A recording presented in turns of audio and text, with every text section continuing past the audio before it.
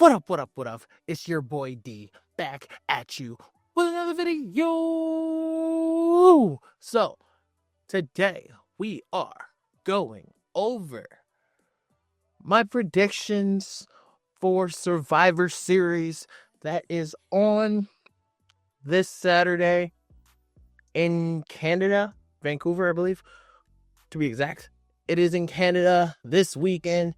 Start time for us Eastern Standard Time folks is 6 p.m. So I believe on the West Coast is 3. Don't quote me on that.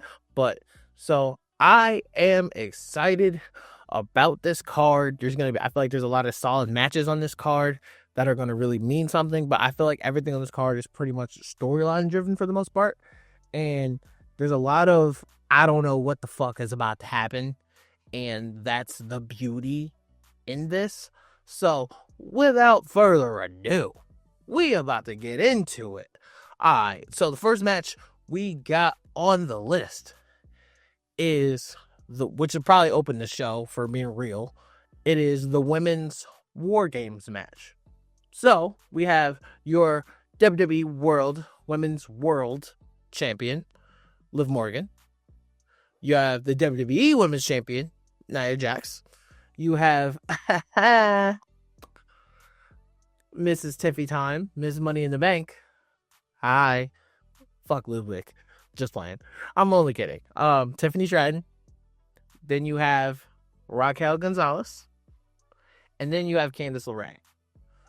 Versus the one half of the tag team champions, Bianca Belair, the EST. You have Bayley, newly added. You have Rhea Ripley. You have Io Sky, and we have Naomi. So, if you guys have remembered in the past in this match, the faces always win in Bloodline War Games for the women. Normally, in the last 3 years, all the faces have always won War Games. The only thing about this match is, like, who takes the pen? Because this is tough for me. Like, if I'm going to have to pick a winner, I'm going to pick Liv's team because I don't see Nia losing. Liv, I feel like if Rhea beats Liv, kind of makes her look like a little bit of a weaker champion. So I can't really see that. The only reason I can see the faces winning is depending on what they do with Tiffany Stratton. I feel in this Women's War Games match, Tiffany Stratton's Money in the Bank briefcase has to play into it. That would be cool. It would be a really dope thing for them to use that storyline for the women in War Games. I feel it would make sense. Like, she's on their team, because you know they're going to shoot to continue the whole storyline that Candice and Tiffany can't get along. And what if Nia somehow hits Tiffany? That could play a part, and they take her out. And then Tiffany's like, what do I do? She tries to cash in or something like that. I can see that happening. But other than that, on the other side, there's a lot of betrayal, I would say, on the women's side. Bianca doesn't like Bayley. Bianca doesn't trust Bayley. You got Rhea Ripley, who's just trying to kill Liv, and that's all she care about. But then you got Naomi and Bayley, who are homies. You got Io Sky on the team, who's Damage Control, who Bayley started with, and they betrayed her. So there's kind of a lot of Band-Aid fixes in this match. So I wonder if we rip one of those Band-Aids off on that side. Do we kind of could one of them turn on that team? It's possible. Could Naomi turn on one of them in this match? It's possible. Could Io? Could Bianca? There's so many weird, different variations of this match of storylines that you can go. And because of the fact that I don't really know what's going to happen, actually is the reason why I'm excited with this match. So, with that being said, if you put a gun to my head right now, I'm going to pick Liv Morgan, Nia Jax, Tiffany Stratton, Raquel Rodriguez, and Candice LeRae to win Women's War Games. A heel faction will finally win War Games. I'm going to pick them for this weekend. Alright. Okay, the next matchup we have is for the WWE World Heavyweight Championship match. We have Damian Priest versus the Ring General, the WWE World Heavyweight Champion, Gunther. Now, with Gunther, I love the storyline that they've been telling, that ever since he lost to Cody Rhodes, Gunther's confidence has kind of been shaky. And I love how Damian, if we want to call a spade, Damian Priest's been busting Gunther ass the last couple weeks. He just been whipping his ass. Just bop. He's been pressing that red button on Gunther. What Damian Priest has been doing to Gunther is like Kendrick Lamar has been doing to Drake. Okay, just belt to ass.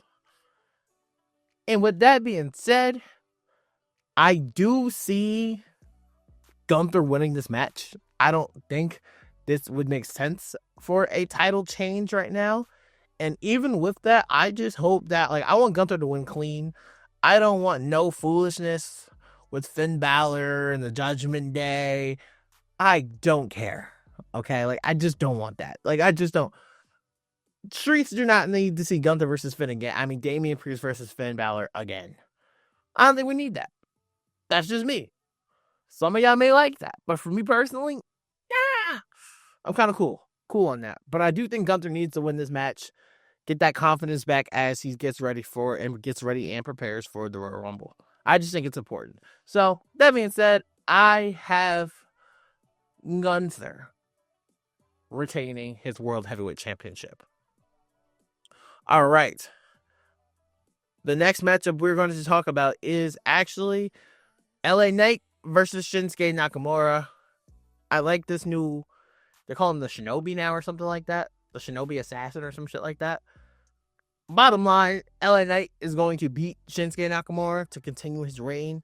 LA Knight, I think, will lose that title soon. I don't think it's going to be to any of them. I don't think it's going to be to Shinsuke Nakamura. But it's good to see Shinsuke Nakamura on our televisions. I don't think he's washed. I just think there just wasn't any storylines or opportunities for him after the whole Cody Rhodes thing, and just kind of just fell flat, It just kind of just fell flat.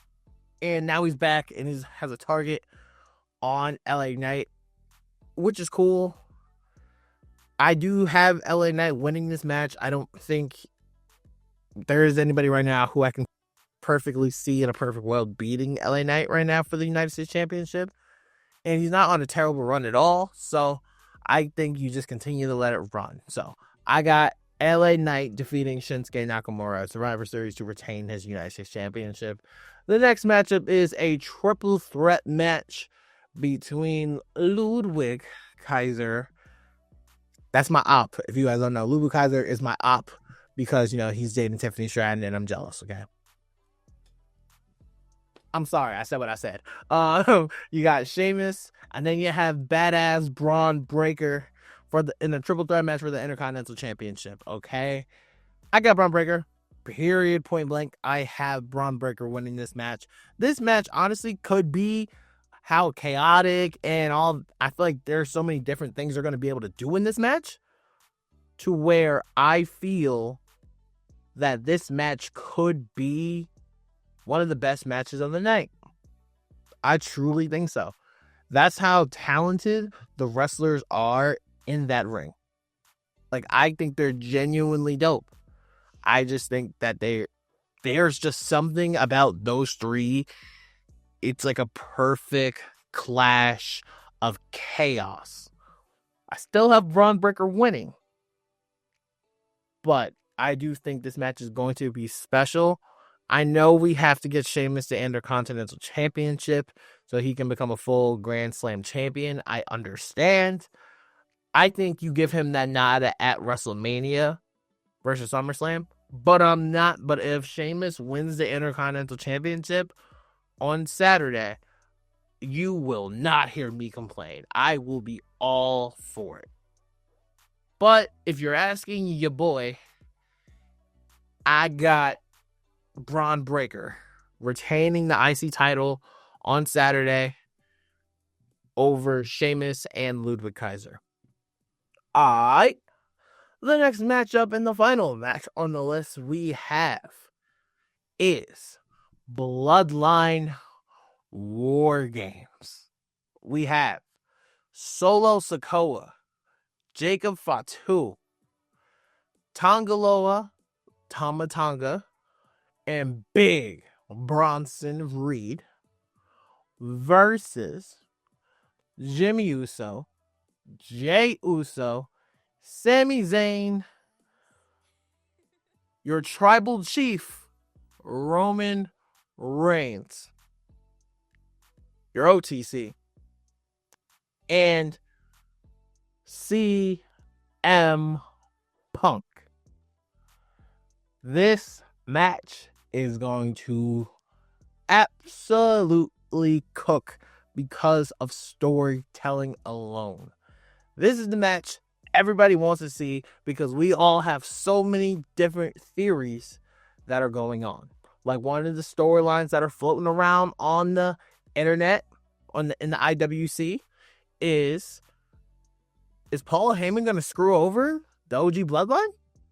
And people are asking why. Why would that happen?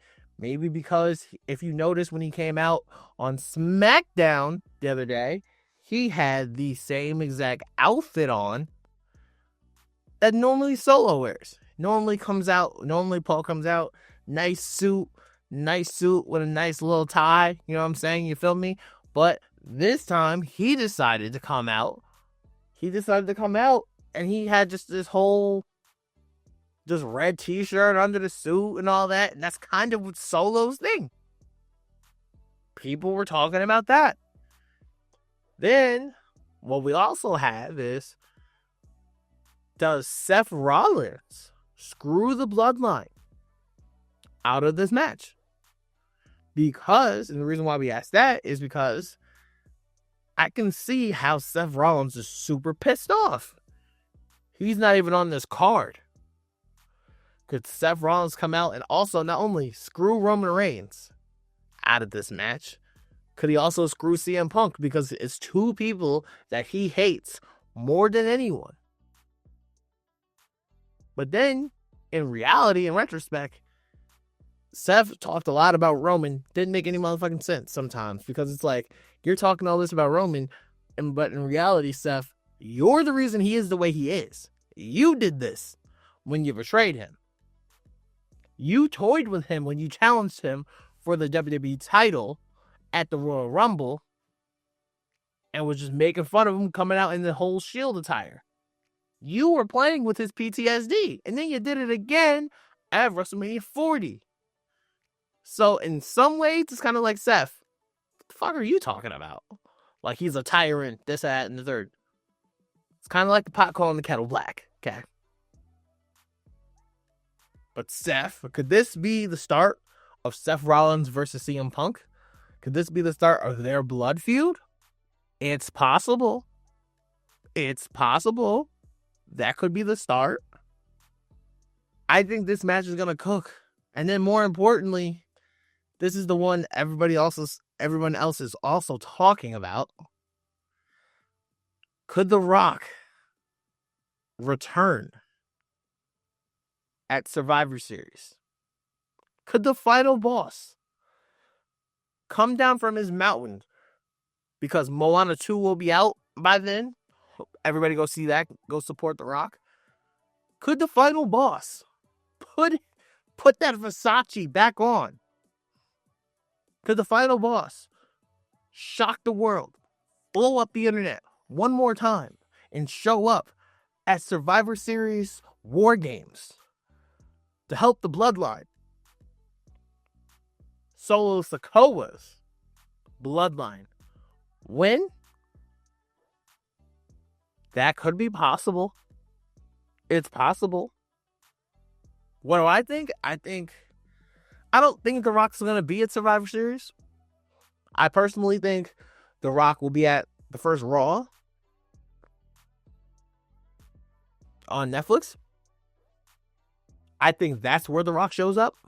And that's where The Rock will then attack Roman and start his reign. Because I do think Solo Sikoa will be the tribal chief.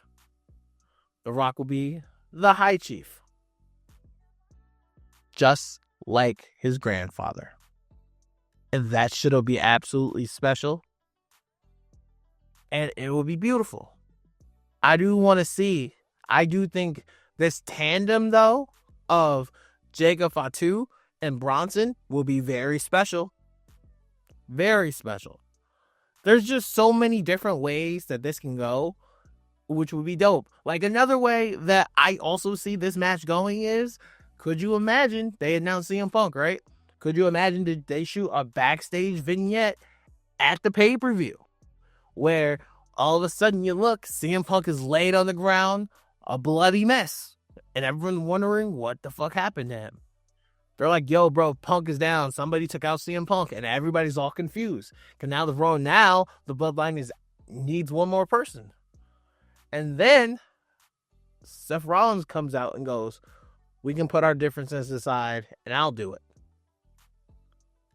And then could Seth be in that position?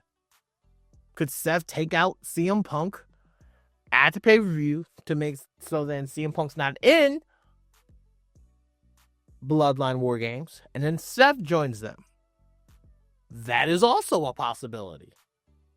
And then we start to tell that whole Stone Cold, when Stone Cold got hit by a car story. Like, who the fuck hit Stone Cold? And turned out to be Rikishi. And he did I did it for The Rock. You can do that whole story. You can start to, you see what I'm saying? There's so many different ways that this can go. That's why it's the most polarizing. It's the most important match on this card. And to say as I'm thinking, and as I give you my final prediction, I have Solo, Jacob Fatu, Bronson Reed, and the Tonga Twins will win Bloodline War Games. I just think that there's going to be so much chaos in this match that Bloodline will just overcome. Whether it's going to be The Rock, Seth screwing CM Punk, or Paul Heyman screwing Roman Reigns over, there's going to be some fuckery in this match. And it's going to be beautiful, as I think this is going to be the match. This is going to be the card that sets up where we'll go for Raw on Netflix. And this will be the card that shapes and sets up the Royal Rumble.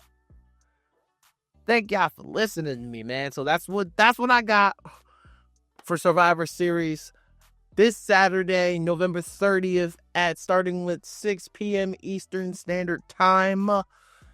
Let me know what you guys think. You guys know I duck, no smoke. Let me know what you guys think in the comments. What would you guys do? Put your booking hats on. Let me know what y'all think, okay? Let me know what y'all got, what y'all cooking. Because y'all might say, nah, bro, you're bugging. You actually do it this way. And shit, you may be right. I might be like, you know what, fam? You got it. You got it. So let me know what you guys think. Please like, comment, and subscribe. I love you guys. I appreciate you guys. Forever gang. It has been your boy D. And until forever finds you.